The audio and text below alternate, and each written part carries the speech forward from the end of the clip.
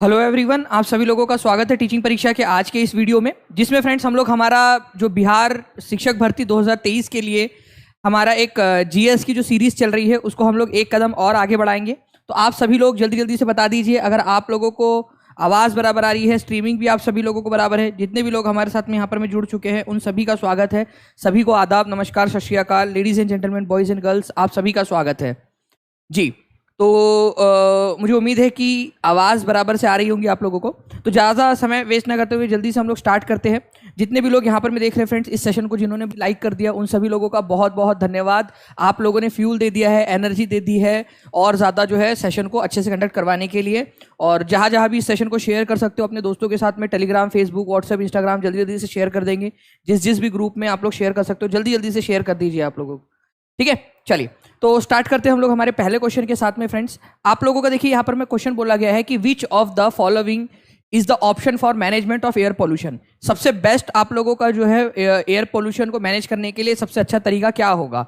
अब देखिए ये क्वेश्चन मैंने इसलिए लिया है क्योंकि आप लोगों की बुक में, जो आप लोगों की टेक्स्ट बुक है उसके अंदर में दिया हुआ है ये, ठीक है, ये क्वेश्चन। तो tree plantation, transport planning using CNG as fuel. तो वायु प्रदूषण के प्रबंधन के लिए निम्नलिखित में से कौन सा विकल्प सही है। वृक्षारोपण करना, परिवहन की योजना बनाना, ईंधन के रूप में सीएनजी का उपयोग करना।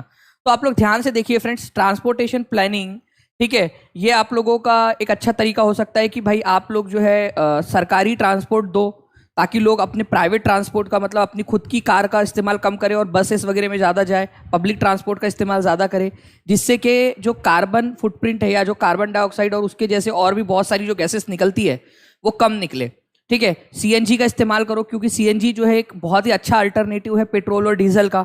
ये कम पोल्यूशन क्रिएट करता है। कंप्रेस्ड नेचुरल गैस, सीएनजी का फुल फॉर्म आप लोगों से पूछ सकते हैं फ्रेंड्स, ठीक है, सीएनजी का फुल फॉर्म। तो कंप्रेस्ड नेचुरल गैस, प्लीज इसको भी याद रख लीजिए, यहाँ पर में ये भी क्वेश्चन पूछा जा सकता है आप लोगों से, कंप्रेस्ड नेचुरल गैस आप लोगों का, ठीक है। इसके अलावा जो है ट्री प्लांटेड करोगे आप लोग लार्ज स्केल के ऊपर में, तो कार्बन डाइऑक्साइड गैस जो है एटमॉस्फेयर में जो प्रेजेंट है वो थोड़ी एब्जॉर्ब हो जाएंगी, ठीक है, फोटोसिंथेसिस के अंदर में, और आप लोगों का जो पोल्यूशन है उसको कम करने में भी प्लांट्स मदद करते हैं।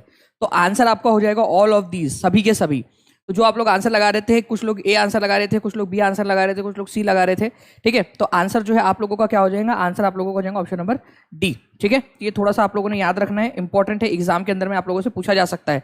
सीएनजी का फुल फॉर्म सभी लोग लिख देंगे क्योंकि कई बार जो है ना आप लोग गलत करते हो फिर वहां पर में टाइम पर। कंप्रेस्ड नेचुरल गैस लिख लीजिए, हाथ में नस लग गई है यार, ठीक है, थोड़ी सी। तो वर्ल्ड इन्वायरमेंट डे जो है फ्रेंड्स कब मनाया जाता है आपका, विश्व पर्यावरण दिवस। तो विश्व पर्यावरण दिवस कब मनाया जाता है, तो विश्व पर्यावरण दिवस आप लोगों को याद रखना है फ्रेंड्स, 5 मई, 5 जून, 5 जुलाई, 5 अगस्त। तो कब मनाया जाता है विश्व पर्यावरण दिवस, ये क्वेश्चन पूछा जाता है और काफी सारे बच्चे इसको भी गलत करके आते हैं। विश्व पर्यावरण दिवस आप लोगों का मनाया जाता है 5 जून को, ठीक है, 5 जून को। इसके अलावा जो है फ्रेंड्स मैं आप लोगों से मैं एक सवाल पूछना चाहूंगा, आप लोग मुझे बताएंगे विश्व पर्यावरण दिवस 2023 की थीम क्या थी, बता सकते हो आप लोग मुझे? विश्व पर्यावरण दिवस जो 2023 था उसकी थीम क्या थी, ये आप लोगों को बताना है। एक बार देखते हैं कितने लोग इसका आंसर कर पाते हैं। तो प्लीज इसको थोड़ा सा याद रखेंगे आप लोग कि जो वर्ल्ड एनवायरनमेंट डे है आपका 5 जून को सेलिब्रेट किया जाता है। पहला वर्ल्ड एनवायरनमेंट डे आप लोगों का 1973 के अंदर में मनाया गया था। नेक्स्ट क्वेश्चन की तरफ में हम लोग आगे बढ़ते हैं। वन महोत्सव का जनक किसको कहा जाता है, इंपॉर्टेंट है, बुक में से लिया गया क्वेश्चन है, आपका बुक में दिया हुआ है इसके बारे में, ठीक है। हाँ, थीम क्या थी ये बताएंगे आप सभी लोग। विश्व पर्यावरण दिवस की थीम क्या थी, बताना है सभी लोगों ने कमेंट के अंदर में।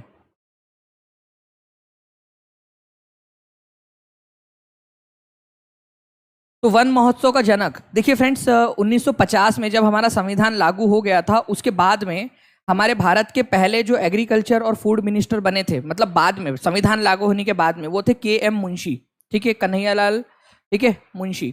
तो के एम मुंशी जो है ये हमारे एनवायरमेंट, फॉरेस्ट और फूड मिनिस्टर थे। तो इन्होंने क्या किया था, इन्होंने जो है फ्रेंड्स वन महोत्सव मनाना स्टार्ट किया था। वन महोत्सव मैं आपको एक फोटो भी दिखाता हूँ, ठीक है, ये देख सकते हो आप, ये है कन्हैयालाल मुंशी, ठीक है।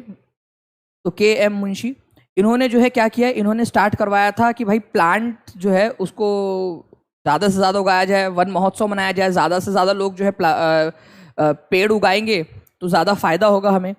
तो इसीलिए इनको के एम मुंशी को जो है फादर ऑफ, ठीक है, वन महोत्सव कहा जाता है, वन महोत्सव का जनक कहा जाता है। तो जितने भी लोगों ने यहाँ पर में आंसर लगाया है सुंदरलाल बहुगुणा, उन सबका गलत है। के एम मुंशी आप लोगों का आंसर हो जाएगा, के एम मुंशी, ठीक है, फादर ऑफ आपका वन महोत्सव।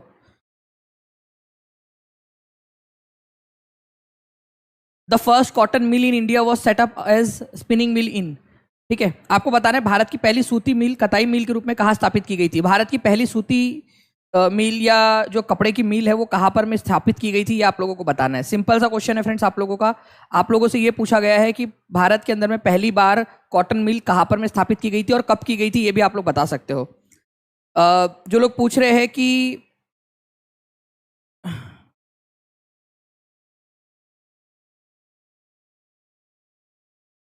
बीपीएससी का क्या होगा, तो मैं आपको बता दूं कि अभी देखिए आप लोग जो है अपनी पढ़ाई को जारी रखिए, ठीक है। आप जो है अपनी पढ़ाई को जारी रखिए यहाँ पर में, और जो भी होगा अभी 1-2 दिन के अंदर में जो है वो क्लियर कर देगा। बिहार पब्लिक सर्विस कमीशन जो है आप लोगों का उसको क्लियर कर देगा कि क्या वो आप लोगों को कर रहा है, क्या वो लोग जो है सुप्रीम कोर्ट के फैसले को रिव्यू पिटीशन में डाल रहे हैं, एनसीटी क्या फैसला ले रहा है, क्योंकि आप लोगों के एग्जाम से पहले सीटेट की भी एग्जाम है। तो आप लोग जो है पढ़ाई को मत रोकिए। मुझे पता है कि स्ट्रेस जो है वो आप लोगों में से कई सारे लोगों को हो रहा होगा, जो बीएड वाले बच्चे हैं। आप पढ़ाई को मत रोकिए, पढ़ाई करते रहिए आप लोग। मान लो कि एक्सट्रीम कंडीशन पे कुछ गलत होता भी है तो वो आगे जाकर आपको वो सारी चीजें काम आएंगी कहीं ना कहीं दूसरे एग्जाम्स के अंदर में भी, ठीक है। अगर एक्सट्रीम कंडीशन में कुछ होता भी है तो आप लोगों ने उससे घबराना नहीं है, ओके। चलिए, तो देखिए यहाँ पर मैं बता दूं आप लोगों को फ्रेंड्स, बॉम्बे के अंदर में, ठीक है, बंबई में इसकी स्थापना हुई थी। और कब हुई थी, तो 1854 में हुई थी। ये भी एक इंपॉर्टेंट पॉइंट है। काफी सारे लोग जो ए लगा रहे हैं उन लोगों ने 1855 यहाँ पर मैं देख लिया है। तो 1855 और 1854 में कंफ्यूज नहीं होना है आप लोगों ने। 1854 के अंदर में इसकी स्थापना की गई थी, ठीक है, बॉम्बे में पहली spinning mill. Spinning mill basically ये इस तरीके से होती है, स्पिनिंग मिल जो कपड़े का उत्पादन करती है, ठीक है, कपड़े का उत्पादन करती है, कपड़ा उत्पादन करती है। अर्चना मिश्रा अभी तक एज सच कुछ भी उसमें नहीं आया। एक बार मैं देख लेता हूँ कि बिहार के अंदर में वो लोग क्या कर रहे हो। नेक्स्ट क्वेश्चन जो है फ्रेंड्स आप लोगों का देखिए 30th बिहार जीएस 2018 के अंदर में पूछा गया था। आप लोग बताइए यहाँ पर में इसका आंसर क्या होगा। आप लोग अपनी पढ़ाई वैसे ही करते रहिए जैसे कि आप लोगों की एग्जाम की डेट्स है। जो भी होगा परिवर्तन, ओके, उसमें आप लोगों का मान लीजिए कि अगर आप लोगों को, क्योंकि आप लोग जो है ऐसा ना हो कि बाद में आपको पता चले कि आपको अलाउ कर दिया जाए और फिर बाद में आप लोग पछता रहे हो कि यार काश उस समय में अच्छे से मेहनत कर ली होती, इसी वजह से, ओके। तो भारत में विश्वविख्यात शैल चित्रकला, तो शैल चित्रकला का मतलब होता है friends rock paintings, rock paintings, ठीक है। तो भारत के अंदर में शैल चित्रकला, जो पुराने जमाने के हमारे पूर्वज थे वो इस तरीके से चित्रकला किया करते थे, अलग अलग चित्रकारी करते थे। और भारत के अंदर में मध्य प्रदेश के भीमबेटका के अंदर में मिली है आप लोगों को ये चित्रकला, ठीक है, शैल चित्रकला भारत में मध्य प्रदेश के भीमबेटका में। तो भीमबेटका कहाँ पर में है, ये क्वेश्चन आपसे पूछा जा सकता है। तो भीमबेटका आप लोगों को मिलेगा, ठीक है, मध्य प्रदेश के अंदर में, मध्य प्रदेश में, एमपी में है भीमबेटका। यहाँ पर मैं आपको बहुत सारी शैल चित्रकला या फिर दीवारों के ऊपर में की गई पेंटिंग्स आप लोगों को मिली है, ठीक है। इस प्रकार की पेंटिंग्स उन्होंने की है। और ये आप लोगों को लग रहा होगा नॉर्मल पेंटिंग, लेकिन उन लोगों के हिसाब से बहुत बड़ी चीज़ थी ये। इसी वजह से हम लोगों ने क्या किया है फ्रेंड्स, इसको संभाल के रखा हुआ है। इस चीज़ को हमारे पास में हम लोगों ने इसको क्या किया हुआ है, संभाल के रखा हुआ है अभी भी अच्छे से। मैं थोड़ा सा भीमबेटका के बारे में आपको बताना चाहूँगा कि डॉक्टर विष्णु वाकनकर जो है इन्होंने सबसे पहले इसकी खोज की थी। डॉक्टर विष्णु वाकनकर ने 1957-58 के अंदर में भीमबेटका जो केव्स है, जो गुफाएं है भीमबेटका के अंदर में, जो भीमबेटका के अंदर में गुफाएं है, उन गुफाओं के अंदर में इन्होंने जो है यहाँ पर में जाकर देखा कि भाई बहुत सारी चित्रकारी की गई है। और ये चित्रकारी आप लोगों के लिए बहुत ज़्यादा जो है ना फ्रेंड्स, याद रखना है आप लोगों ने कि एक ऐतिहासिक धरोहर है, इसको संभालना जरूरी है। हमें पता चलता है कि हमारे पूर्वज कैसे थे, इसी वजह से इसको वर्ल्ड हेरिटेज साइट, यूनेस्को की वर्ल्ड हेरिटेज साइट में रखा गया है, ठीक है। 2003 में इसको वर्ल्ड हेरिटेज साइट में शामिल किया गया था, doctor Vishnu Wakankar. Next question आपका, भारतीय संविधान सभा ने संविधान को कब अपनाया था। बिल्कुल, मधु गुप्ता बिल्कुल सही बोल रहे हैं कि डोंट वरी, एक रास्ता बंद होते ही कई सारे रास्ते खुल जाते हैं और हौसला रखना है करके। कई सारी, मैंने आपको बताया कि कई बार ऐसा होता है कि आज जो हमें लग रहा है होता है कि कई सारी चीज़ गलत हो रही है, बट बाद में पता चलता है कि यार जो हुआ था उसकी वजह से कई बहुत सारी बड़ी चीज आपको मिल गई, भी बड़ी। हाथ में यार नस लग गई है मुझे थोड़ी सी ना, तो मैंने वो जेल वगैरह लगाया और उसको थोड़ा गर्माहट चाहिए होती है तो उसको बांध के रखा है मैंने, क्योंकि बहुत ज़्यादा दुख रहा है। मैं पेन नहीं पकड़ पा रहा था अदरवाइज, क्योंकि ये यहाँ से पूरी नस लग गई है।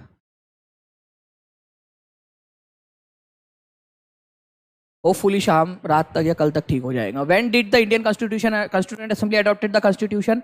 तो फ्रेंड्स याद रखना है अडॉप्ट कब किया गया था। देखिए आपको दो चीजें याद रखनी है। हमारे भारत का संविधान जो है वो बनकर तैयार हो गया था आप लोगों का 26 नवंबर 1949 को। 26 नवंबर 1949 को बनकर तैयार हो गया हमारा संविधान, ठीक है। और 26 जनवरी 1950 को लागू किया गया। जिस दिन बनकर तैयार हुआ था 26 नवंबर 1949 को, जिस दिन संविधान बनकर तैयार हुआ था आप लोगों का, उसी दिन हमने इसको अडॉप्ट कर लिया था। हमने जो है इसको आत्मसमर्पित कर लिया था कि अब हम जो है ये हमारा संविधान है, हमने अपना लिया था उसको उस दिन 26 नवंबर 1949 को। हाँ, लागू हमने 26 जनवरी 1950 को किया, कुछ दिनों के बाद में, ठीक है।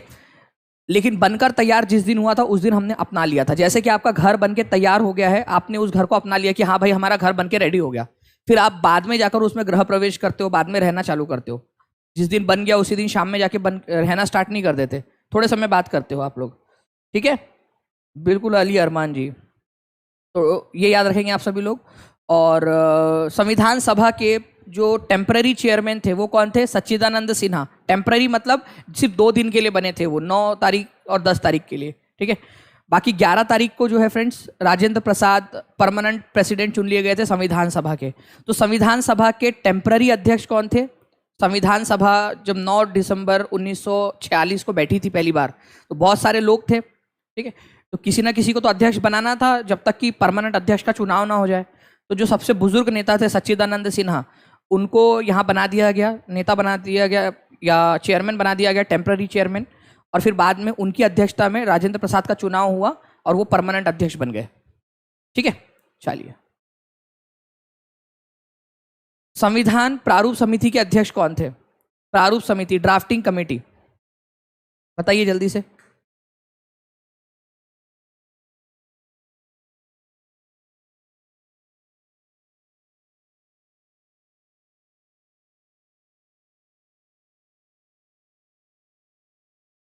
जी, तो देखिए फ्रेंड्स, अगर मैं आपसे बात करूं संविधान प्रारूप समिति के अध्यक्ष कौन थे, संविधान की प्रारूप समिति के अध्यक्ष कौन थे, तो वो थे डॉक्टर BR आम्बेडकर। कई सारे लोग जो है ना संविधान सभा के अध्यक्ष, ठीक है, संविधान सभा के अध्यक्ष और ड्राफ्टिंग कमेटी के अध्यक्ष में कंफ्यूज हो जाते हैं। मैं आप लोगों को बता दूं कि संविधान सभा का मतलब होता है पूरे के पूरे लोग, जितने भी यहाँ पर में 299 लोग थे हमारे संविधान सभा में, उसके अध्यक्ष थे राजेंद्र प्रसाद। और ड्राफ्टिंग कमेटी में 7 लोग थे, केवल 7 लोग, ठीक है। ये 6 और डॉक्टर BR आम्बेडकर अध्यक्ष, ठीक है। तो ये केवल 7 लोग थे जिनका काम था संविधान का खाका तैयार करना, कौन सी चीज पहले रहेंगी, कौन सी चीज बाद में रहेंगी, ठीक है, किसको ऊपर लिखना है, किसको नीचे लिखना है, सब पूरा उसका खाका तैयार करना, ये इनका काम था ड्राफ्टिंग कमेटी का। प्रारूप समिति या मसौदा समिति भी इसको कहा जाता है, मसौदा समिति भी इसको कहते हो आप लोग, ठीक है। BR आम्बेडकर जो है उसके अध्यक्ष थे। ये जो मसौदा समिति है ये कब बनाई गई थी? ये मसौदा समिति बनाई गई थी 29 अगस्त को, 29 अगस्त 1947 को इसका गठन किया गया था, ठीक है। 29 अगस्त 1947 को इसका गठन किया गया था, ये याद रखना है आप लोगों ने, ओके। ये भी एक इंपॉर्टेंट पॉइंट बन सकता है कि मसौदा समिति का गठन किया कब गया था। तो मसौदा समिति का गठन किया गया था आपका, ठीक है, 29 अगस्त 1947 को, याद रहेगा आप लोगों को।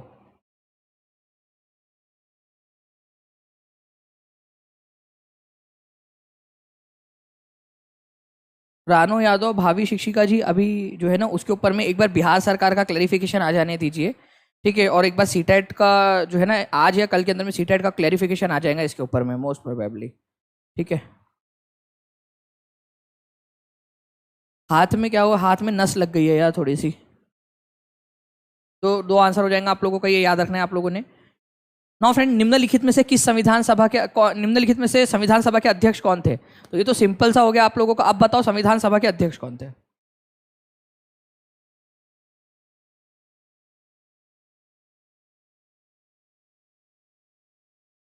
आंसर कीजिए, संविधान सभा के अध्यक्ष कौन थे? तो संविधान सभा के जो अध्यक्ष थे फ्रेंड्स वो थे डॉक्टर राजेंद्र प्रसाद, पूरी संविधान सभा के। और मसौदा समिति का बोला जाए, केवल मसौदा समिति या प्रारूप समिति बोला जाए, प्रारूप समिति या मसौदा समिति बोला जाए, तो बी आर आम्बेडकर होगा आपका आंसर। ठीक है, 7 लोग थे उसके अंदर में बी आर आम्बेडकर को मिलाकर। राजेंद्र प्रसाद पूरी संविधान सभा के अध्यक्ष थे। देखिए अभी मैंने बताया, फिर भी उसके बावजूद भी केवल 67% लोगों ने सही आंसर दिया, जबकि अभी जस्ट पिछले क्वेश्चन में बताया है। ठीक है, जब जस्ट पिछले क्वेश्चन में बताया है उसके बावजूद भी। प्लीज इसको याद रखना है आप लोगों ने, मतलब जो छोटी छोटी सी चीजें हैं उसमें भी गलती कर रहे हैं। तो राजेंद्र प्रसाद पूरी संविधान सभा के अध्यक्ष थे। डॉक्टर बी आर आम्बेडकर मसौदा समिति या प्रारूप समिति के अध्यक्ष थे। प्रारूप समिति या मसौदा समिति का गठन कब किया गया था? अभी बताया 29 अगस्त को 1947 में इसका गठन किया गया था। ठीक है, 29 अगस्त 1947 को इसका गठन किया गया, ताकि ये अपना काम करके पूरा संविधान का खाका तैयार कर सके। ठीक है, तो डॉक्टर राजेंद्र प्रसाद, ये याद रखना है फ्रेंड्स कि परमानेंट प्रेसिडेंट थे। इनसे 2 दिन पहले जब पहली मीटिंग हुई थी, संविधान सभा की पहली मीटिंग कब हुई थी? चलो अब आप लोग खुद लिखो, कमेंट बॉक्स में आप लोग खुद लिखो, क्योंकि मुझे समझ में आ गया आप लोग यहाँ पर में जो है जब तक खुद से नहीं लिखते हो तब तक आप लोगों को रिवीजन नहीं होती अच्छे से। लिखो जल्दी जल्दी से, और जल्दी जल्दी से। देखिए 1800 के करीब लोग देख रहे हैं फ्रेंड्स, यहाँ पर मैं 1800 से भी ज्यादा लोग देख रहे हैं। जल्दी से लाइक का नंबर भी बढ़ा देंगे। यहाँ पर मैं 750 लाइक्स की आप लोगों ने, बहुत आज कम है। जल्दी जल्दी से आप लोग यहाँ पर मैं लाइक का बटन भी दबा देंगे, और जिन लोगों ने चैनल को सब्सक्राइब नहीं किया वो चैनल को सब्सक्राइब भी करके बेल आइकन दबा देंगे, ताकि आप लोगों को आने वाले वीडियोस भी अच्छे से मिलते रहे आप लोगों को। ठीक है, टाइम टू टाइम। बहुत बढ़िया। तो सच्चिदानंद सिन्हा जो है फ्रेंड्स, ये याद रखना है आप लोगों ने, जो 9 तारीख को 9 दिसंबर को जो पहली मीटिंग हुई थी उसमें अध्यक्षता इन्होंने की थी, क्योंकि सबसे बुजुर्ग नेता थे। उसके बाद में डॉक्टर राजेंद्र प्रसाद को परमानेंट अध्यक्ष चुन लिया गया था 11 दिसंबर को, 11 दिसंबर 1946 को। ये याद रखना है आप लोगों ने, इंपॉर्टेंट पॉइंट, एग्जाम के अंदर में ये पूछ सकते हैं आप लोगों से, तो प्लीज इसको भी ध्यान रखिए आप सभी लोग। नेक्स्ट पॉइंट की तरफ में आगे बढ़ते हैं। भारतीय संविधान का कौन सा अनुच्छेद धन विधेयक के बारे में बात करता है? देखिए मनी बिल या धन विधेयक। धन विधेयक उसको कहा जाता है, कोई भी बिल का मतलब होता है जब कोई कानून बनाने से पहले संसद में प्रस्तुत किया जाता है कि भाई इसके ऊपर में विचार किया जाए, इसको कानून बना दिया जाए, तो उसको बिल बोलते हैं। कानून बनने से पहले वो बिल होता है। ठीक है, जैसे बच्चा पैदा होने से पहले भ्रूण होता है पेट में, मेरे वाले नहीं, आपके वाले, मतलब जिसके भी होता है, जिसके गर्ल्स के, ठीक है, उनके पेट में भ्रूण होता है, वो याद रखना है आप लोगों ने। फिर बाद में जब वो प्रोड्यूस हो जाता है तो उसको बेबी बोलते हो आप लोग, है ना। वैसे ही फ्रेंड्स जो कानून होता है वो कानून बनने से पहले बिल होता है, फिर वो पास हो गया तो उसको कानून बोला जाता है, उसको जो है लॉ बोला जाता है। लॉ बनने से पहले वो बिल होता है। ठीक है, कानून बनने से पहले वो विधेयक होता है। ओके, तो आंसर क्या हो जाएगा आप लोगों का? आर्टिकल नंबर 110 हो जाएगा आप लोगों का। केवल 50% लोगों ने यहाँ पर में आंसर दिया है। तो धन विधेयक का मतलब होता है ऐसी कोई भी चीज जिसमें टैक्स लगाने या घटाने की बात की गई हो। टैक्स से रिलेटेड या पैसे से रिलेटेड जिसके अंदर में बात होती है उसको धन विधेयक कहा जाता है। और धन विधेयक जो है आपका आर्टिकल नंबर 110 में दिया है। ये डायरेक्टली क्वेश्चन बन सकता है आप लोगों से। मनी बिल, आर्टिकल नंबर 110, धन विधेयक, ये याद रखना है आप लोगों ने। ओके, अब कुछ लोग पूछ रहे हैं यहाँ पर मैं कंटिन्यूस सर एग्जाम देने जाए कि नहीं। अरे अभी तुम्हारी कल थोड़ी एग्जाम है, परसों थोड़ी एग्जाम है। अभी क्या है, अभी सिर्फ पढ़ाई करनी है आपने। ठीक है, ठीक है, अभी पढ़ाई पे ध्यान दो, पूरा अच्छे से पढ़ाई पे ध्यान दो। अगर बहुत दूर सेंटर है तो सेफर साइड आप जो है अभी थोड़ा सा पहले पढ़ाई कर लो, तैयारी बाद में कर लेना जाने की। अभी केवल सिर्फ पढ़ाई पे ध्यान दो अच्छे से, ताकि अगर कुछ भी होता है इन बिटवीन आप लोगों के लिए कुछ निकल के अच्छी चीज़ आ जाती है बीएड वालों के लिए, तो आपका फायदा हो जाएगा। अगर मान लो कि कुछ भगवान ना करे कुछ गलत भी होता है तो आपकी पढ़ाई वेस्ट नहीं जाएंगी, आप लोगों को कहीं ना कहीं ये काम आएगा ही। और मैंने आप लोगों से प्रॉमिस किया वही है कि मैं आप लोगों को गाइड करूंगा कि आप लोग कहाँ कहाँ कर सकते हो। तो हम लोगों ने स्टेट वाइज सेग्रीगेट किया है। करीब जो है 2000 बच्चों के हमारे पास में वो आए हैं गाइडेंस के लिए बीएड वालों का। तो मैं आप लोगों को बता दूं कि मैं स्टेट वाइज जो है सभी का अच्छे से, बिहार वाले बच्चों को सबसे पहले उनका एक सेमिनार लेकर उनको पूरा मटेरियल वगैरह प्रोवाइड करके सारा गाइडेंस जो भी मुझे पता है सारी चीज़ें जो है मैं उनको ऐसा फ्री ऑफ कॉस्ट सब कुछ उनको प्रोवाइड करूंगा, ताकि यार उनको ये ना लगे कि कुछ भी नहीं बचा जिंदगी में। बहुत कुछ है जिंदगी में करने के लिए, सारी चीज़ें गाइड करूंगा मैं, डोंट वरी। आगे बढ़ते हैं फ्रेंड्स हम लोगों का यहाँ पर में हम लोग मनी बिल जो है वो आपका केवल लोकसभा में प्रस्तुत किया जा सकता है, ये याद रखना है आप लोगों ने। लोकसभा में प्रस्तुत कर दिया मनी बिल, अब लोकसभा से पास हो गया, फिर वो जाएगा राज्यसभा में। क्या राज्यसभा जो है इसको हमेशा के लिए रोक सकती है? राज्यसभा ने फेल कर दिया तो क्या ये फेल हो जाएगा? नहीं, राज्यसभा मैक्सिमम उसको 14 दिन तक अपने पास रख सकती है विचार करने के लिए, कुछ सजेशन दे सकती है, इसको डिक्लाइन नहीं कर सकती राज्यसभा। मनी बिल के मामले में लोकसभा के पास में ज्यादा अधिकार है, इसके पास में ज्यादा अधिकार है। मनी बिल या धन विधेयक कहाँ प्रस्तुत किया जा सकता है, कमेंट करो जल्दी जल्दी से। मनी बिल या धन विधेयक जो है वो प्रस्तुत किया जा सकता है आपका केवल और केवल लोकसभा में। ये याद रखो, सभी के सभी लोग याद रखेंगे, मनी बिल या धन विधेयक केवल और केवल लोकसभा में प्रस्तुत किया जा सकता है। मनी बिल जो है वो राज्यसभा कितने दिनों तक रोक सकती है, ये सुपर टेट में आया था क्वेश्चन, यूपी सुपर टेट के अंदर में, ठीक है, यूपी की सुपर टेट के अंदर में आया था ये क्वेश्चन। 14 दिनों तक रोक सकती है केवल, ये याद रखना है आप लोगों ने, केवल 14 दिन की अवधि के अंदर में उसको वापस करना होता है।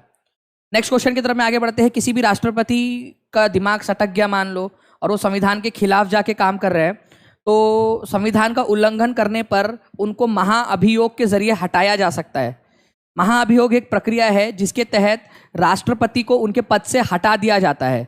आज तक किसी भी राष्ट्रपति को हटाया नहीं गया है वैसे, लेकिन अगर हटाना है तो उनके ऊपर में महाअभियोग, इम्पीचमेंट की प्रक्रिया चलानी पड़ेगी। कौन सा आर्टिकल है जो महाअभियोग चलाने की बात करता है राष्ट्रपति के ऊपर में? बहुत ही फेमस और इंपॉर्टेंट आर्टिकल है फ्रेंड्स। ये करता है आपका आर्टिकल नंबर 61, ठीक है। आर्टिकल नंबर 61 जो है ये बात करता है कि राष्ट्रपति अगर संविधान का उल्लंघन करते हैं, उन्होंने संविधान के खिलाफ जाकर काम किया, तो उनको उनके पद से हटाया जा सकता है। कैसे हटाया जाएगा? संसद के द्वारा, ठीक है, संसद उनको हटाएंगी। लोकसभा और राज्यसभा दोनों मिलकर, लोकसभा राज्यसभा में से 2/3 बहुमत मतलब स्पेशल मेजोरिटी से उसको पास करना पड़ेगा, तब जाके वो हटाया जा सकता है। बहुत बहुत लंबी प्रक्रिया है और इतना आसान नहीं है राष्ट्रपति को हटाना, तो एक लंबी प्रक्रिया है वो, लेकिन पॉसिबल है, ठीक है। और ये जो प्रक्रिया है राष्ट्रपति को हटाने की, जो प्रक्रिया है कौन से देश से ली थी हमने? यूएसए से लिए हमने राष्ट्रपति को हटाने की प्रक्रिया। इतना खर्चा हो गया मालिक, तो एक बात और बता देता हूं, राष्ट्रपति की नियुक्ति की प्रक्रिया कहां से ली हमने? उनकी नियुक्ति जो है उसकी प्रक्रिया हम लोगों ने ली है आयरलैंड से, आयरलैंड। और राष्ट्रपति को हटाने की प्रक्रिया हमने ली है यूएसए से। तो सब तरफ से हम लोगों ने इधर से उधर ले लिया, उधर से उधर ले लिया, ठीक है। लेकिन अच्छी बात है, अच्छी चीज सीख लेनी चाहिए, अच्छी चीज सीखने में कोई बुराई नहीं है, ठीक है। अच्छी चीजें सीखने में कोई बुराई नहीं है। राष्ट्रपति के अपॉइंटमेंट की जो प्रक्रिया है, राष्ट्रपति के चुनाव की जो प्रक्रिया है वो आयरलैंड से ली है, राष्ट्रपति को हटाने की प्रक्रिया यूएसए से ली है। अच्छा, एक चीज और बताओ आप लोगों को, एक और चीज बताओ राज की बात, देखो बहुत इंपॉर्टेंट बता रहा हूं आप लोगों को, ध्यान से देख सुनना मेरी बात। ये आर्टिकल नंबर 52 दिख रहा है आप लोगों को? अरे दिख रहा है आप लोगों को यहाँ पर आपके सामने? ये बोलता है कि एक राष्ट्रपति होगा, ठीक है। राष्ट्रपति, हमारे देश में एक राष्ट्रपति होगा। देयर विल बी अ राष्ट्रपति इन अवर कंट्री। हमारे देश में एक राष्ट्रपति होगा। तो राष्ट्रपति का अस्तित्व कहां से आया? राष्ट्रपति का अस्तित्व आर्टिकल नंबर 52 से आता है। तो देखो, राष्ट्रपति का अस्तित्व आया आप लोगों का आर्टिकल नंबर 52 से, और राष्ट्रपति को हटाने की बात की गई है आर्टिकल नंबर 61 से। अस्तित्व की बात करें, चुनाव तो चलो अलग है आप लोगों का, ठीक है, चुनाव तो 53-54 में दिया गया है, लेकिन राष्ट्रपति होगा पहले बेबी प्लान तो करना पड़ेगा ना। जैसे पति आया अपने पत्नी के पास में, पूरा यार देखो तुमने बोला था 3 साल तक बेबी नहीं होगा करके, अब हो गया ना, अब बेबी कर लेते ना, ठीक है। मम्मी पापा भी बोल रहे हैं यार कि एक पोता पोती चाहिए करके, उनको भी अच्छा लगेगा खेलने के लिए, डरते डरते गए अपने पत्नी के पास में। तो भाई पहले कोई अस्तित्व तो आना चाहिए ना आपका बेबी का। बेबी बाद में प्रोड्यूस करेंगे, लेकिन पहले बेबी की बात तो करो कि बेबी होगा करके। तो बेबी होगा या राष्ट्रपति होगा, इसकी बात आपके आर्टिकल नंबर 52 में की गई है कि देयर विल बी अ राष्ट्रपति। फिर बाद में उसका चुनाव कैसे करना है, उसको हटाना कैसे, उसका कार्यकाल कितना होगा, वो सब बाद में बात करेंगे। पहले राष्ट्रपति होगा, इसकी बात आर्टिकल नंबर 52 में की गई है आप लोगों की, ठीक है। ये याद रखना है आप लोगों ने।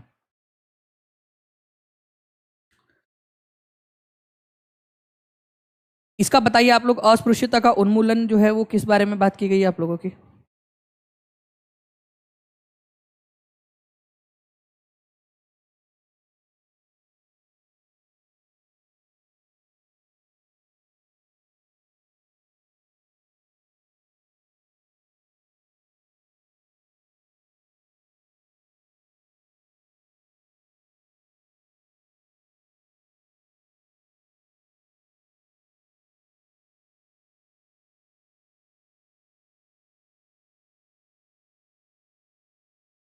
जी, तो देखिए यहाँ पर भारत के संविधान का निम्नलिखित में से कौन सा अनुच्छेद अस्पृश्यता का उन्मूलन करता है? तो अस्पृश्यता का उन्मूलन करता है फ्रेंड्स आप लोगों का आर्टिकल नंबर, ठीक है, यहाँ पर में 17, आर्टिकल नंबर 17। आर्टिकल नंबर 17 बोलता है कि अनटचेबिलिटी, अगर किसी को भी जात के आधार पर, वर्ण के आधार पर अगर आप लोग जो है उनके साथ में ये बोलते हो कि ये हमारे साथ खेल नहीं सकता, हमारे साथ में जो है ये हमारे साथ खाना नहीं खा सकता, हमारे मंदिर में नहीं आ सकता, पानी नहीं पी सकता मंदिर के कुएं से, या हमारे कुएं से नहीं कर सकता, ठीक है।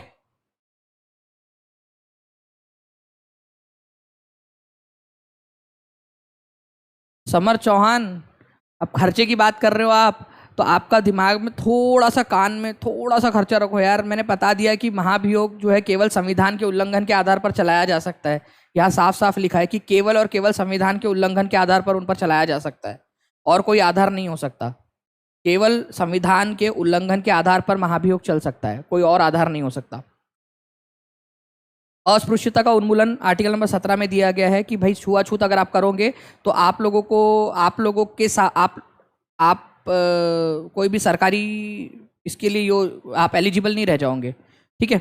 आर्टिकल नंबर 18 जो है, जो उपाधि है, उपाधि उसका अंत कर दिया गया है, उपाधियों का अंत कर दिया गया है। राजा, महाराजा, महाराजाधिराज, चक्रवर्ती, ऐसी जो उपाधियां ली गई थी लोगों के द्वारा, वो बंद कर दी गई है। आर्टिकल नंबर 19 जो है ये आपको स्वतंत्रता देता है, 6 स्वतंत्रता, तंत्रता, 6 प्रकार की स्वतंत्रता दी गई है। देश में कहीं पे भी घूमने की स्वतंत्रता, बोलने की स्वतंत्रता, ठीक है, एसोसिएशन बनाने की स्वतंत्रता, कहीं पे भी अपना काम धंधा शुरू करने की स्वतंत्रता, ठीक है, देश में किसी भी कोने में जाकर बसने की स्वतंत्रता। ऐसी 6 स्वतंत्रताएं आप लोगों को दी गई है आर्टिकल नंबर 19 के अंदर में। आर्टिकल नंबर 20 में यह बोला गया है कि अगर आप गुनाहगार साबित हो जाते हो, कोई ऑफेंस आपने किया है, तो आपको क्या सजा मिल सकती है, ठीक है। हो बेगुनाह तो होने से कुछ नहीं होगा, हो बेगुनाह तो होने से कुछ नहीं होगा, सबूत दीजिए रोने से कुछ नहीं होगा। तो यहाँ पर मैं जो है फ्रेंड्स बेसिकली यहाँ पर आपको जो है यहाँ सबूत की बात जो है आपको पुलिस के ऊपर में दायित्व दिया गया कि, या जो इन्वेस्टिगेशन एजेंसी है उनके ऊपर में दायित्व है कि वो अपने आप को वो दोषी साबित करे, ठीक है। आर्टिकल नंबर 20 जो है ये क्या करता है, आर्टिकल नंबर 20 ये याद रखना है आप लोगों ने कि अगर आपने कोई क्राइम किया है, कोई ऑफेंस किया है, तो आपके पास प्रोटेक्शन है। जैसे एक गुनाह के लिए 2 बार सजा नहीं हो सकती, एक गुनाह के लिए 2 बार सजा नहीं हो सकती। आप खुद जाके ये नहीं बोल सकते ये देखो मैंने ही मारा था गांधी जी को, मैंने मारा था गांधी जी को, मेरे को फांसी पे लटका दो, मेरे को नहीं जीना। जज बोलेगा है कितने साल की उम्र है तुम्हारी? अरे वो सब छोड़ो, तुम पहले मेरे को बताओ कि मैंने मारा था, मैंने मारा था गांधी जी को, ठीक है। गांधी जी मेरी बात नहीं सुन रहे थे तो मैंने मारा था, वहां पर में उन्होंने 10 रुपये उधार लिए थे, वापस नहीं कर रहे थे वो मेरे, ठीक है। मैंने मारा था, मेरे को फांसी की सजा दो। तो क्या मैंने अपना गुनाह कबूल कर लिया तो क्या जज मेरे को फांसी पे लटका देंगे? नहीं। तो खुद के खिलाफ गवाही नहीं दी जा सकती, यह आर्टिकल नंबर 20 बोलता है, ठीक है। खुद के खिलाफ गवाही नहीं दी जा सकती, खुद के खिलाफ गवाही नहीं दी जा सकती। हाँ, गुनाह कबूल किया जा सकता है, फिर पुलिस जांच करेंगी। आप कितना भी बोल लो कि मैंने ये किया है गुनाह, ठीक है, बट आप उससे कोई फर्क नहीं पड़ता, आप खुद के खिलाफ गवाही दे ही नहीं सकते। हाँ, गुनाह कबूल करोगे, फिर पुलिस जांच करेंगे कि आपने सच में गुनाह जो कबूल किया वो सही बोल रहे कि नहीं किए करके, ओके। चलिए, निजता का अधिकार किस अनुच्छेद के अंतर्गत आता है? राइट टू प्राइवेसी, ठीक है। डायरेक्टली क्वेश्चन आएगा। तो देखो, जो भी क्रिमिनल है या जो जिन्होंने क्राइम किया है, जो ऑफेंस किया है, ठीक है, अपराधी है, उनकी भी सुरक्षा का ध्यान रखा गया है हमारे भारत के संविधान में आर्टिकल नंबर 20 में। नस लग गई है यार, कुछ पता नहीं क्या हुआ है, शायद क्योंकि बहुत ज्यादा दुख रहा है, पेन पकड़ने में भी दर्द हो रहा था, तो मैंने कुछ एक सुमो जेल आता है वो लगाया है और उसको बांध दिया है पूरा, ताकि थोड़ा पेन कम हो जाए, ठीक है। निजता का अधिकार आप लोगों का आर्टिकल नंबर, ठीक है, ये राइट टू लाइफ में ही है आपका, राइट टू लाइफ के अंदर में ही है आपका निजता का अधिकार, जीवन के अधिकार के अंदर में, तो आर्टिकल नंबर 21 में ही आएगा ये आपका, ये याद रखना है आप लोगों ने, ठीक है। आर्टिकल नंबर 16 क्या बोलता है? आर्टिकल नंबर 16 बोलता है कि सरकारी सरकारी जॉब्स होंगी, पब्लिक एम्प्लॉयमेंट होगा, उसमें भेदभाव नहीं किया जाएगा। तो यहाँ पर मैं आर्टिकल नंबर 16 बोलता है कि सरकारी एम्प्लॉयमेंट के अंदर में भेदभाव नहीं करेंगी सरकार किसी के भी साथ में। अब वो अलग अलग चीज़ें हैं जो अभी हो रहा है। आर्टिकल नंबर 13 के अंदर में ये बात की गई है कि भाई आपका सुप्रीम कोर्ट को ये अधिकार है कि कोई भी कानून बनाया गया है और वो कानून गलत है या संविधान के खिलाफ है तो उस कानून को रद्द कर सकती है जुडिशियल रिव्यू, जैसे कि कल किया सुप्रीम कोर्ट ने। ठीक है, तो सुप्रीम कोर्ट के पास अधिकार है कि अगर सुप्रीम कोर्ट को लगता है कि कोई चीज़ जो है कानून के खिलाफ है या कोई भी उसके मन में आता है कि भाई ये चीज़ ठीक नहीं है तो उसको रद्द कर सकती है। आर्टिकल नंबर 13 में बोला गया। आर्टिकल नंबर 32 जो है ये बोलता है कि अगर आपको लगता है कि किसी आपके फंडामेंटल राइट का हनन हो रहा है तो आप कोर्ट जा सकते हो। तो आप लोगों में से काफ़ी सारे लोगों को लग रहा है कि आपके फंडामेंटल राइट का हनन हो रहा है तो आप कोर्ट जा सकते हो, जाइए कोर्ट कि आपका अधिकारों का हनन हो रहा है करके। ठीक है, चलिए। ऐसा नहीं लग रहा आप लोगों को कि आर्टिकल नंबर 16 जो है वो जले पे नमक छिड़क रहा है करके? जले पे नमक छिड़क रहा है आर्टिकल नंबर 16 अभी फिलहाल में। निम्नलिखित में से कौन सा संवैधानिक संशोधन शिक्षा के अधिकार के लिए प्रदान किया गया था? संवैधानिक संशोधन, तो देखिए फ्रेंड्स, आप लोगों को पता होना चाहिए कि हमारे भारत के अंदर में, ठीक है, एक कॉन्स्टिट्यूशनल अमेंडमेंट एक्ट आया था, संवैधानिक संशोधन अधिनियम। ठीक है, आप लोगों का यह आया था 2002 में। ठीक है, संवैधानिक संशोधन 2002 में। कौन से नंबर का था वो जिसने भारत के अंदर में आर्टिकल नंबर 21A को जोड़ा, 21A को जोड़ा, शिक्षा के अधिकार को जोड़ा? तो ये आप लोगों का था 86 नंबर का, 86वें नंबर का। तो आंसर आपका ऑप्शन नंबर डी हो जाएगा। 86वें नंबर का था 2002 में। आप लोगों से 2002 भी पूछा जाता है, काफी सारे लोग इसके अंदर में। ठीक है,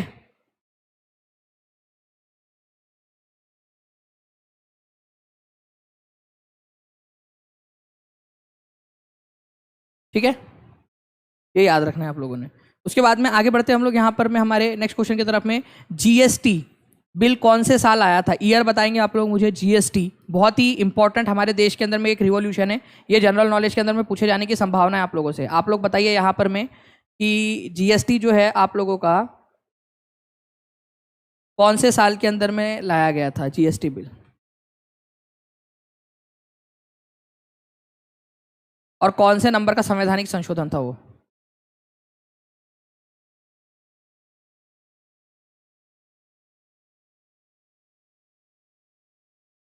वेरी गुड फ्रेंड्स। ठीक है, देखिए ये याद रखना है आप लोगों ने, हमारे भारत के अंदर में जो संवैधानिक संशोधन हुआ था जीएसटी के लिए, कि भारत में ग्रॉस, ठीक है, गुड्स एंड सर्विसेज टैक्स, ठीक है, वस्तु और सेवा कर आप लोगों का। तो आर्टिकल नंबर बी, जो ऑप्शन नंबर बी है आप लोगों का, ठीक है, 101वां संविधान संशोधन किया गया जिसके जरिए भारत के अंदर में एक देश एक कर लगा दिया गया, एक देश और पूरा देश के अंदर में एक जैसा टैक्स सिस्टम। तो बी इसका आंसर हो जाएगा। तो यह याद रखना है आप लोगों ने फ्रेंड्स कि 101 नंबर का संविधान संशोधन था ये, 101 नंबर का। ठीक है, गुड्स एंड सर्विसेज टैक्स। ठीक है, यहाँ पर में ये गुड्स है, गुड्स, गुड्स का मतलब अच्छा नहीं है, गुड्स मतलब सामान। ये एस का मतलब सर्विसेज है, सर्विसेज। ठीक है, और ये टी का मतलब टैक्स है, गुड्स एंड सर्विसेज टैक्स। तो जीएसटी जो है आपका 101वें संविधान संशोधन के जरिए पास हुआ था। इसको लागू कब किया गया, ये भी बहुत इंपॉर्टेंट है। ये लिखो सभी लोग, ये वाली डेट सभी लोग लिखेंगे। कौन सी डेट को लागू हुआ था ये लिखो सभी लोग। एक्टिविटी करते रहो सभी लोग जल्दी जल्दी से, और लाइक एंड शेयर भी करते रहो यार। देखो यहाँ इतने सारे लोग देख रहे हैं, 2400 के करीब लोग यहाँ पर में हो गए, 2300 से ज्यादा, 2400 के करीब करीब पहुंच गए हम लोग यहाँ पर में, और 1200 के करीब लाइक्स हुए। जल्दी जल्दी से यहाँ पर में लाइक और शेयर करते रहेंगे। और जिन लोगों ने चैनल को, टीचिंग परीक्षा चैनल को सब्सक्राइब नहीं किया है, टीचिंग परीक्षा चैनल को सब्सक्राइब भी कर लेंगे, ताकि ऐसे ही हिम्मत मिलती रहे आप लोगों को और ज्यादा पढ़ाने की। तो 1 जुलाई, ठीक है, 1 जुलाई 2017 को यहाँ पर में इसको लागू किया गया था, ये याद रखना है। जीएसटी लागू करने वाला सबसे पहला देश फ्रांस था, ये याद रखना है आप लोगों ने। ठीक है, फ्रांस था जिसने अपने देश में, पूरे देश भर में एक टैक्स लागू किया था। जीएसटी का फुल फॉर्म भी लिख देंगे, गुड्स एंड सर्विसेज टैक्स। ठीक है, गुड्स एंड सर्विसेज टैक्स लिख लीजिए, ताकि अगर आप लोगों से फुल फॉर्म पूछ लिया जाए, या एस का मतलब या जी का मतलब पूछ लिया जाए, तो आप लोग कंफ्यूज ना हो। निम्नलिखित में से किस संविधान संशोधन द्वारा जो आप लोगों की मतदान की जो आयु थी, पहले जो वोट देने की उम्र आपकी 21 साल थी, उसको घटाकर 18 साल कर दिया गया, ताकि ज्यादा से ज्यादा लोग वोट दे सके, ज्यादा से ज्यादा लोग वोट दे सके, सही सरकार का चुनाव हो सके। ठीक है, बताइए जल्दी से। तो अगर मैं बात करूं यहाँ पर मैं फ्रेंड्स, वोट देने का अधिकार आप लोगों का 21 साल से घटाकर 18 साल कर दिया गया था। यह आप लोगों को कौन से नंबर का संविधान संशोधन था? ठीक है, 55, 58, 61, 66। तो 61वें नंबर का संविधान संशोधन था फ्रेंड्स, आप लोगों को याद रखना है। ठीक है, तो 61st कॉन्स्टिट्यूशनल अमेंडमेंट एक्ट ये कब आया था? 61वें नंबर का संविधान संशोधन कब आया था? ठीक है, ये आया था फ्रेंड्स आपका 1988 में। और इसके ज़रिए जो पहला चुनाव हुआ था, फर्स्ट इलेक्शन जिसके अंदर में 18 साल के लोगों ने वोट डाला, वो था 1989 का। हाथ से नहीं मिटेगा। 1989 का जो चुनाव हुआ था आप लोगों का ना, 1989 का जो चुनाव हुआ था उसके अंदर में इसका इस्तेमाल पहली बार हुआ था कि पहली बार जो है वो 18 साल के लोगों ने वोट डाला। ठीक है, ये याद रखना है आप लोगों ने। इसके जरिए आर्टिकल नंबर 326, जिसमें आप लोगों के लिए ये बोला गया है कि भाई कितने साल की उम्र होगी, उसको अमेंड किया गया था। 21 साल से घटाकर 18 साल कर दिया गया आप लोगों की उम्र को। तो ये भी इंपॉर्टेंट पॉइंट है आपका। चलिए फ्रेंड्स, डायरेक्ट 1200 से बढ़कर 1300 लाइक्स हो चुके हैं जल्दी जल्दी से, और 2500 के करीब करीब हम लोग यहाँ पर में बढ़ रहे हैं। आप लोग जहाँ भी शेयर कर सकते हो वहाँ शेयर जरूर करते रहेंगे सभी लोग। ओके, तो आर्टिकल नंबर 326 ये याद रखना है आप सभी लोगों ने, और कमेंट में सभी लोग आंसर्स करते रहेंगे। नाउ फ्रेंड्स, भारत में वस्तु एवं सेवा कर कब लागू हुआ था? अब ये आंसर मेरे को हर किसी से चाहिए। हर कोई बच्चा कमेंट में यहाँ पर मैं आंसर करेगा, हर एक बच्चे का आंसर आना चाहिए। ठीक है, जीएसटी का फुल फॉर्म लिखिए, जीएसटी कब लागू हुआ था ये लिखिए, और कौन सा संविधान संशोधन था ये भी लिखना है आप लोगों ने। ओके, कौन से नंबर का संविधान संशोधन था ये भी लिखना है सभी लोगों ने। जल्दी जल्दी से लिखते जाइए। जितने भी टीचिंग एग्जाम्स के ग्रुप्स हैं आप लोगों के, सभी जगह पे एक बार शेयर जरूर कर दीजिए फ्रेंड्स। अगर आप चाहते हो कि ऐसे ही मैं आप लोगों को ज़्यादा से ज़्यादा पढ़ाता रहूँ, तो हर एक बच्चा अपनी अपनी जिम्मेदारी समझ के अलग अलग जगहों पे शेयर जरूर करते रहेंगे।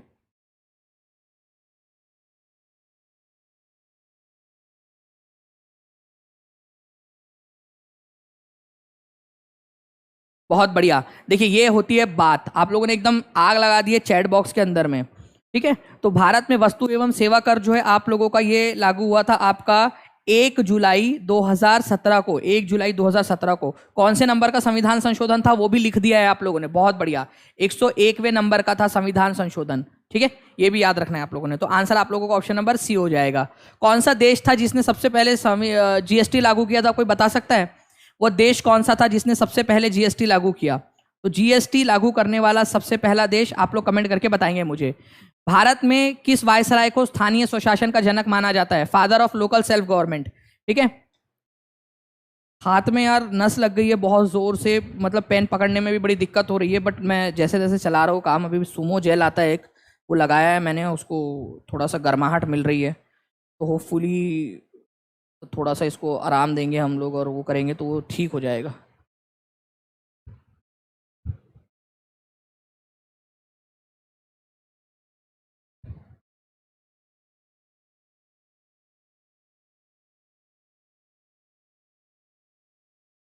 ठीक है, चलिए तो आंसर देखिए फ्रेंड्स, भारत में लोकल सेल्फ गवर्नमेंट। अब ये लोकल सेल्फ गवर्नमेंट का मतलब क्या होता है? जो पंचायत आप लोगों की है, पंचायत में छोटे लेवल पे जो चुनाव होते हैं, ठीक है, नगर पालिका के जो चुनाव होते हैं आप लोगों के, नगर पालिका जो है ये स्थानीय स्वशासन है। यहाँ पर में लोग अपने फैसले खुद लेते हैं, छोटे मोटे जो फैसले हैं, कहाँ सड़क बनानी है, कहाँ जो है पार्क बनाना है, ये सारे फैसले ये सब लोग खुद लेते हैं। तो इसके अंदर में जो है स्थानीय स्तर के ऊपर में फैसले लिए जाते हैं, इसलिए स्थानीय स्वशासन कहा जाता है इसको, लोकल गवर्नमेंट या लोकल सेल्फ गवर्नमेंट। इसको सबसे पहले बार भारत के अंदर में जिसको जोर देकर, जिसने भारत के अंदर में लागू करवाने की कोशिश की थी, वो थे लॉर्ड रिपन। लॉर्ड रिपन ने जो है फ्रेंड्स एक रिजोल्यूशन, एक प्रस्ताव लेकर आए थे। वो कब लेकर आए थे? 1882 के अंदर में। और इन्होंने कहा कि भाई भारत के अंदर में स्थानीय स्वशासन को जो है मजबूत करना जरूरी है। ये लॉर्ड रिपन ही थे जिन्होंने एक बार कहा था कि मेरा दिल जो है वो अपने देश ब्रिटेन से ज्यादा भारत के लिए धड़कता है। ये लॉर्ड रिपन थे, वो लॉर्ड रिपन। इसके अलावा लॉर्ड डफरिन के समय में इंडियन नेशनल कांग्रेस की स्थापना हुई थी। इंडियन नेशनल कांग्रेस की स्थापना लॉर्ड डफरिन के समय काल के अंदर में हुई थी। लॉर्ड कैनिंग भारत के पहले वायसराय थे, फर्स्ट वायसरॉय, पहले वायसरॉय। इन्हीं के समय में 1857 का विद्रोह भी हुआ था। 1857 का विद्रोह इन्हीं के समय में हुआ था। ठीक है, पहले वायसराय बने थे ये 1858 में, जो कानून बना था ना उसके जरिए। ओके, लॉर्ड लिटन, ये लॉर्ड लिटन वही है जिसने जो है हमारे भारत के अंदर में वर्नाकुलर प्रेस एक्ट लागू किया था। वर्नाकुलर प्रेस एक्ट भारत में प्रेस की स्वतंत्रता को छीन लिया था। भारत में भारतीय लोगों के भारतीय भाषाओं में छपने वाले जो अखबार है उनके ऊपर में उसने पाबंदियां लगा दी थी काफी सारी, कि वो बिना अंग्रेजों को बताए कुछ नहीं छाप सकते। अंग्रेजों को बताकर ही उनको सारी चीजें जो है छापनी पड़ेंगी। ओके, इसके अलावा पहला दिल्ली दरबार भी इसी ने किया था। पहला दिल्ली दरबार इसने आयोजित करवाया था, ठीक है, पहला दिल्ली दरबार 1878 के अंदर में। तो लॉर्ड रिपन, ठीक है, भारत में स्थानीय स्वशासन के जनक माने जाते हैं। भारत में के निम्नलिखित वायसराय का कालानुक्रम को सही व्यवस्थित करें। वैसे तो आप लोग बड़े आसानी से कर सकते हो, अगर आपको साल नहीं भी पता है तो भी आप लोग थोड़ा सा कोशिश कर सकते हो इस चीज़ को।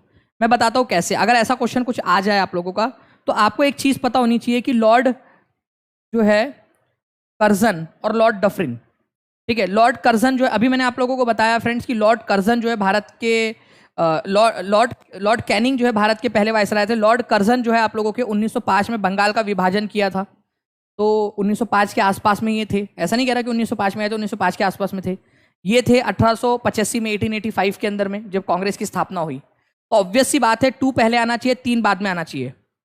2 पहले 3 बाद में, ठीक है, 3 बाद में आना चाहिए। डी में देखो 3 पहले दिया है।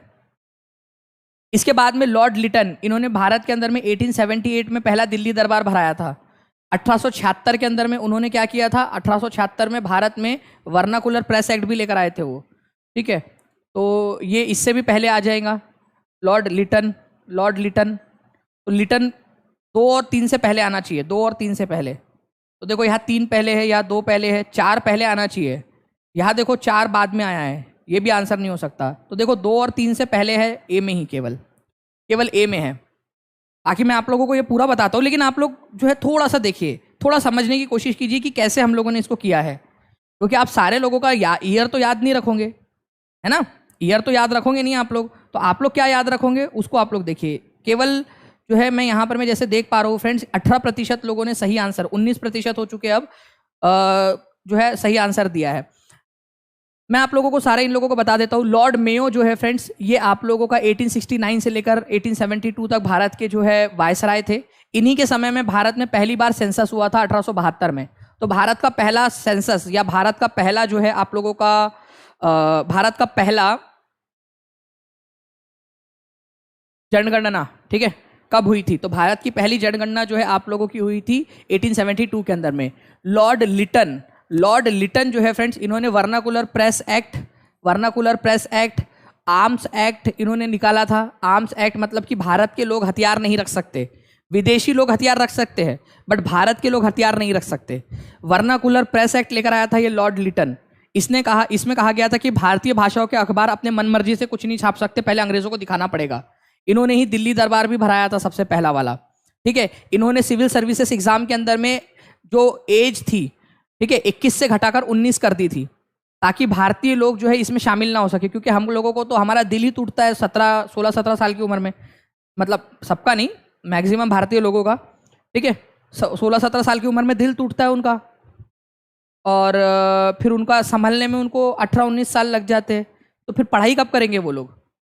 ओके, तो ऑब्वियस ही बात है कि भाई भारतीय लोग जो इसके अंदर में नहीं ले पाएंगे, भारत के एजुकेशन के अंदर में वो लोगों को थोड़ा सा समय लग जाता है। तो जानबूझकर 21 से घटाकर 19 साल कर दी थी भारतीय लोगों को बाहर करने के लिए। ओके, लॉर्ड डफरिन जो थे, इनके समय में इंडियन नेशनल कांग्रेस की स्थापना हुई, और लॉर्ड कर्जन के समय में बंगाल का बंटवारा हुआ था, ठीक है। हाँ, लॉर्ड लिटन का तो लिट्टी बना के छोड़ देंगे, बिल्कुल लिट्टी चोखा बना देंगे उसका। Which of the following pair of tropical grassland location is correct? घास के मैदान, उष्ण कटिबंधीय घास के मैदान, ट्रॉपिकल ग्रासलैंड। देखिए, ट्रॉपिकल ग्रासलैंड का मतलब होता है फ्रेंड्स आपका दोनों ट्रॉपिक्स के बीच वाला इलाका, ठीक है, ये वाला इलाका ट्रॉपिकल ग्रासलैंड। उष्ण कटिबंधीय क्षेत्र इसको कहा जाता है। लानोस ब्राजील बोल रहा है, सवाना अफ्रीका में बोल रहा है, कंपोस वेनेजुएला में बोल रहा है, स्टेपी ग्रीनलैंड में बोल रहा है। बात को समझो आप लोग यहां पर में। लानोस जो है ना, ये वेनेजुएला में है। कंपोज जो है ना आप लोगों का, कंपोज ये ब्राजील का है, घास का मैदान। और जो सवाना है ये अफ्रीका का है। बिल्कुल, पहली बात तो स्टेपी कहीं पे भी हो, वैसे तो है तो ये मध्य एशिया में, ठीक है, सेंट्रल एशिया के अंदर में है, मध्य एशिया में। और दूसरी बात, ये आपका टेम्परेट ग्रासलैंड है, ट्रॉपिकल नहीं है, टेम्परेट है ये, टेम्परेट शीतोष्ण घास का मैदान है, टेम्परेट ग्रासलैंड है ये। टेम्परेट ग्रासलैंड है आपका, शीतोष्ण घास का मैदान है। ठीक है, चलिए इसको याद रखना है। 2600 के करीब लोग देख रहे हैं, 1500 लाइक्स हो चुके हैं। जल्दी जल्दी से लाइक का जो नंबर है फ्रेंड्स वो भी 2000 पार आप लोगों ने पहुंचाना है, सभी लोगों ने। और जिन भी लोगों ने अभी तक टीचिंग परीक्षा चैनल को सब्सक्राइब नहीं किया है वो टीचिंग परीक्षा चैनल को सब्सक्राइब जरूर कर देंगे आप सभी लोग।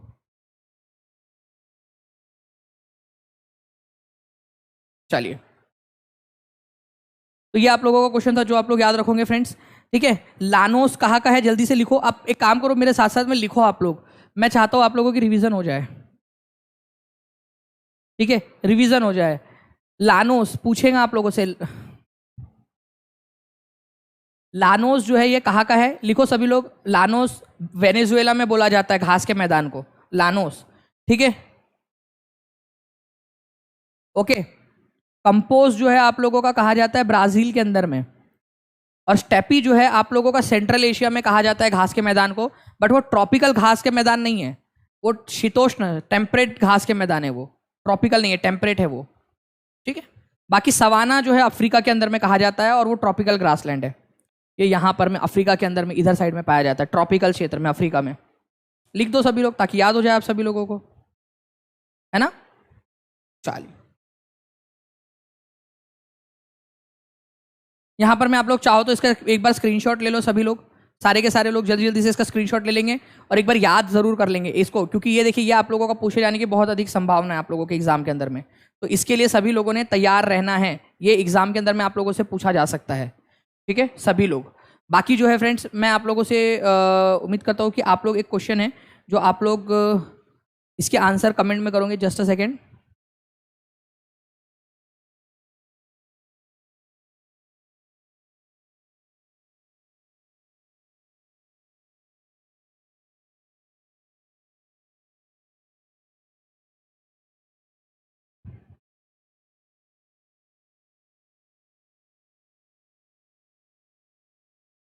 बिना ऑप्शन के दे रहा हूँ आप लोगों को ताकि आप लोग बिना ऑप्शन के इसका आंसर कर पाए। भारत में किस वायसराय को स्थानीय स्वशासन का जनक कहा जाता है? बिना ऑप्शन के, देखते कितने लोग कर पाते हैं इसको बिना ऑप्शन के।